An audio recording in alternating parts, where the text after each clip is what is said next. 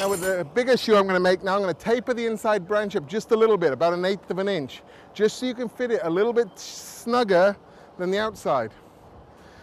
And if I'm shoeing normal horses, I think like this. When I say normal horses, speed horses or roping horses or hunters or whatever, is you're probably going to fit the inside up just a fraction safer than the outside. So you may want to just narrow up the inside branch 1/16 of an inch. I didn't say reduce it a lot, but just subtly.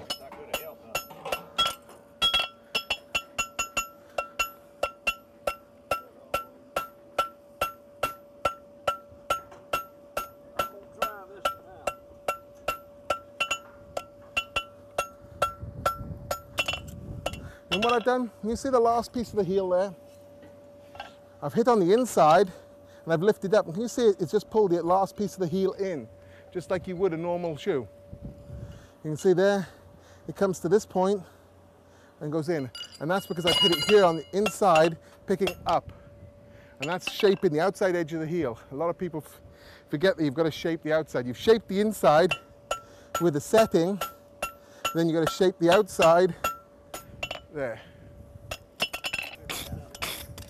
So I go from halfway down the branch and start narrowing it up just about 1/8 of an inch. The reason for this is we're going to spread the branch anyway when we set it down, and by squaring it, narrowing it first, it squares up the end for the heel caulk. I put it over about the same amount as the wedge. I set it down. I bend it over. Get it right into the corner. And I clean up the corner. I clean up the corners of the heel caulk, because if they are sticking out, when you hit it here, the heel caulk tends to fold back. If you tighten up those corners, it tends to go straight down.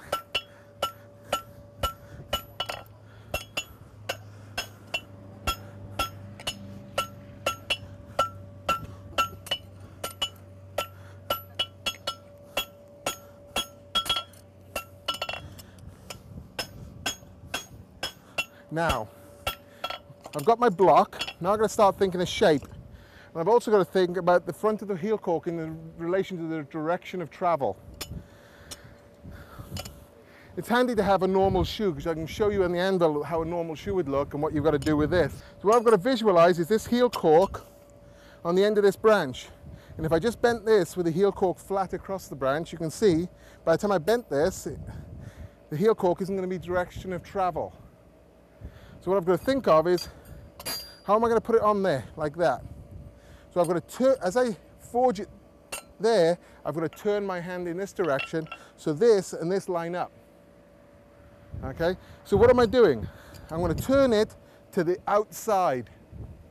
That's my outside of my web, isn't it? So I'm going to turn it to the outside. So as I'm simultaneously forging at the back, my forging here isn't going to change. But simultaneously, as I hit here, I'm going to move my hand, keeping it in contact with the anvil. Let's see if we can do that. So the guideline is you move your tongs, whichever is in line with the outside edge of the web. So one way you're going to go this way, the other one you're going to go the opposite. So keep it in contact, but simultaneously, see when I'm hitting it, can you see my tongs are moving to the outside edge? And you see that now this is turned. If you don't keep it in contact when you're turning it, you'll rip the corners of the caulk.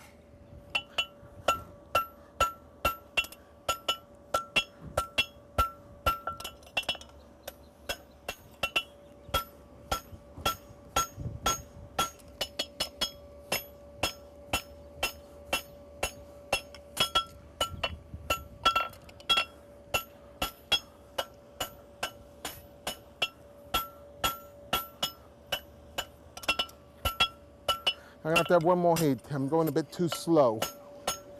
But you can see there now that I've turned the heel caulk on the end of the branch. It's not parallel to the end, it's turned. Everything started, the check, the shaping, everything started at this point.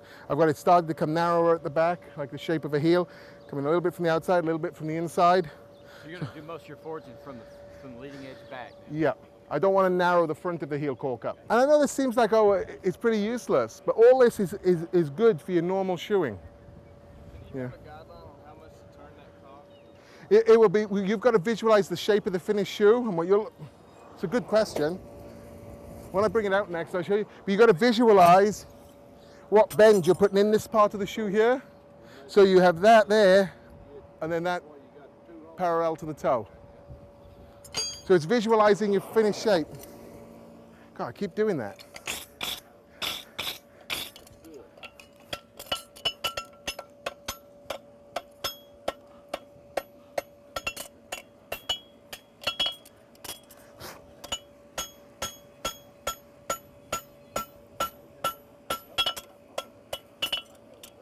Knock up the edge just a little bit to compensate for the fuller.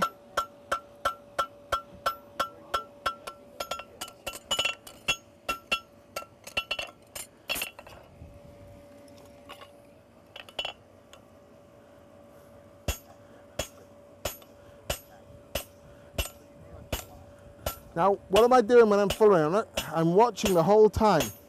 I'm looking at the distance from the inside edge of the fuller to the inside edge of the shoe, and I'm keeping them parallel.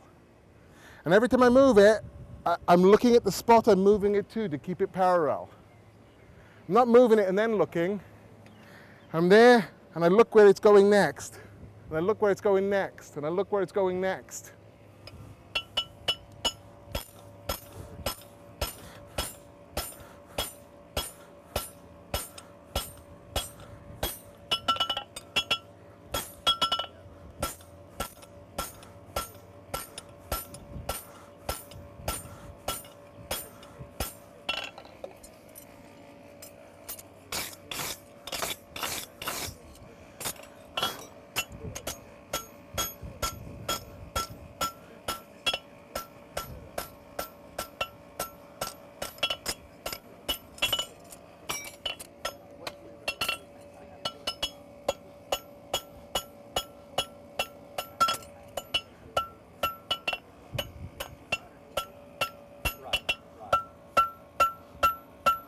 Shaping the heel just like you shape a normal heel.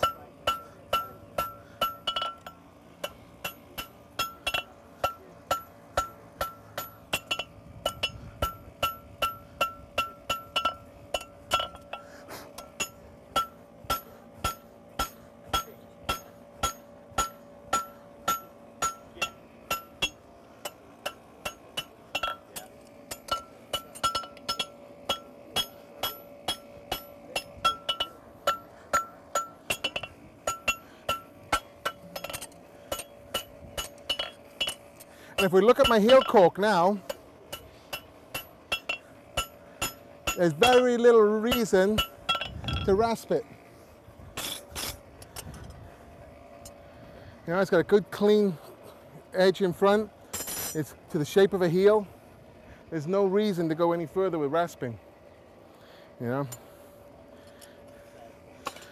So now what I'm going to do is I'm going to bend the branch. I should mark my nail holes first.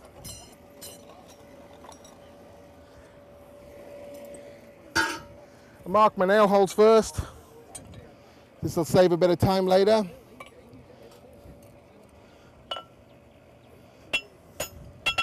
And you punch the nail holes to the thickness of the wall. And there's a little trick, you know, not a trick, but something you need to think of. I got no center mark on it. But I want to get my clip in the right place.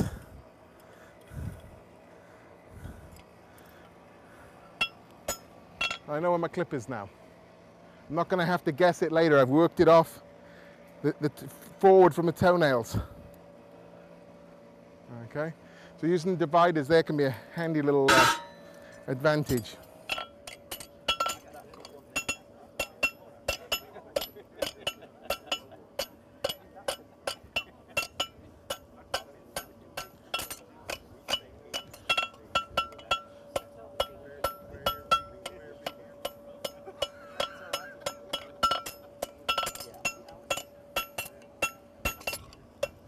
And again, can you see, I'm holding the center of the toe and I keep my tongs straight, center, and then my heel caulk has to be perpendicular, doesn't it? So I'm controlling it the whole time. I'm thinking about where it's got to be.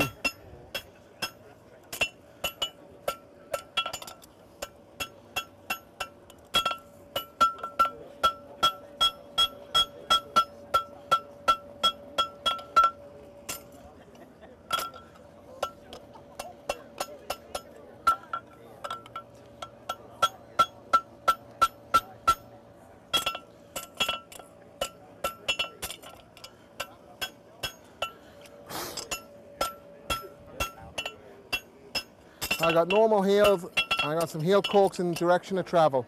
Now I need to fuller it and nail hole it in one heat, and that branch should be finished. So what you can do is you can bend the end before you bend the quarters. Okay, and what I'll do is I'll just put a couple of hits just on the heel caulk on the face of the anvil to bend the end of it before I bend the quarters. So what I'll do, I'll pick up here. You see the end of my bar's bent. Now I can bend my quarters up to there. Damage your heel caulk.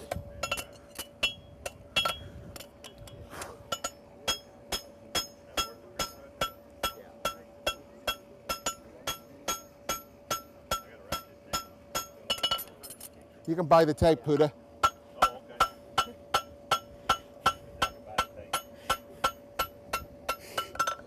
Work all my edges, overlapping blows.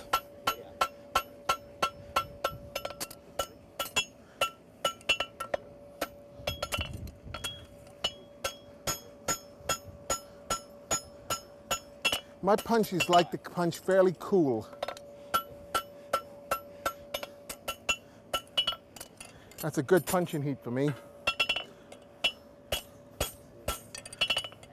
you punch too hard, what happens is the nail holes go round. They drift instead of punching.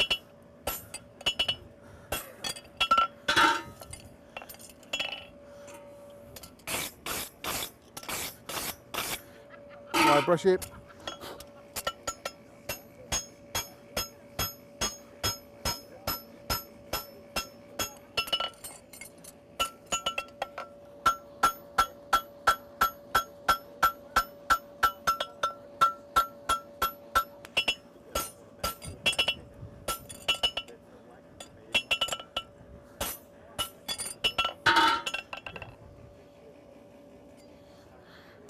What you can see now is they should pop out fairly easy.